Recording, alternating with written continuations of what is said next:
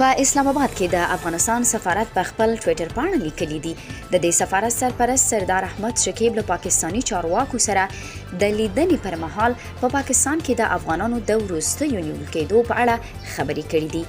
یاد سفارت زیاتوي چې په دې لیدنې کې ښاغلي شکیب په پاکستان کې د افغانانو د نیول کېدو لړۍ د ژر تر ژره پای ته رسیدو غوښتنه کړې ده.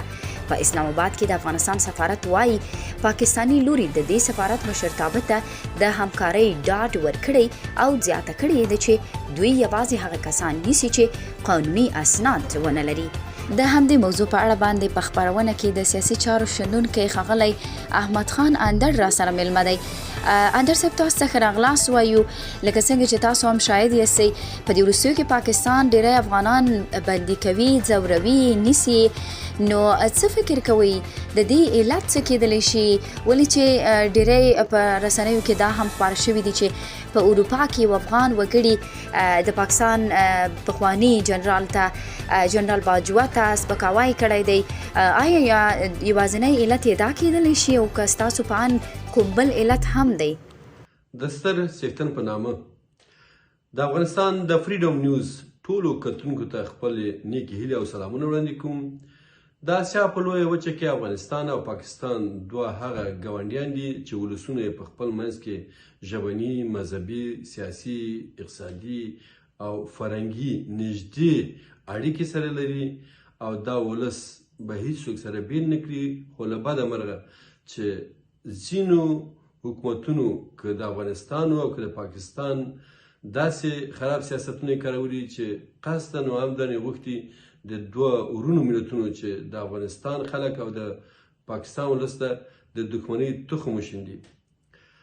د پاکستان د عام ولس نه موږ د زړه له کومې مننه کوو. موږ ته په سختو ورځو کې لاس راکړی، ځای راکړی، مرستې کړي دي.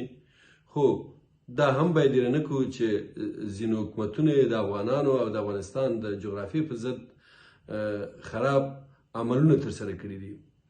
اوس چې تازه د پاکستان اوسني حکومت د افغان مهاجرو د نیولو او ځورونو باندې لاس پورې کړی ده، دا په پوره باور سره ویلی شم چې د پاکستان د عام ولس خواست نه ده، بلکې بیا هم د پاکستان د حکومت هغه ناوړه سیاست ده چې په لوی لاس کوشش کوي د افغانانو ضدیت د پاکستان د خلکو پر ضد راوپاروي.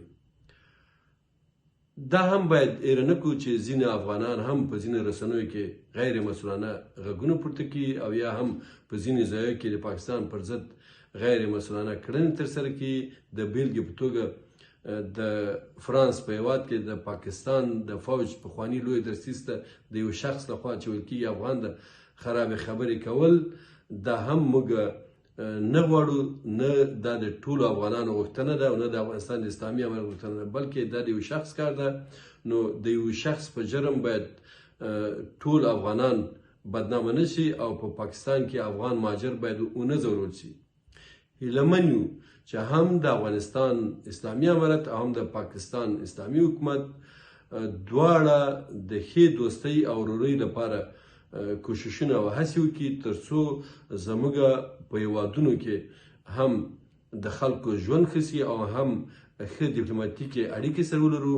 د دې نه موږ کولی شو چې د خپل هیواد اقتصادونه هم قوي کړو او نړۍ ته وښیو چې موږ د دښمنۍ په ځای دوستۍ ته مخه کړې ده.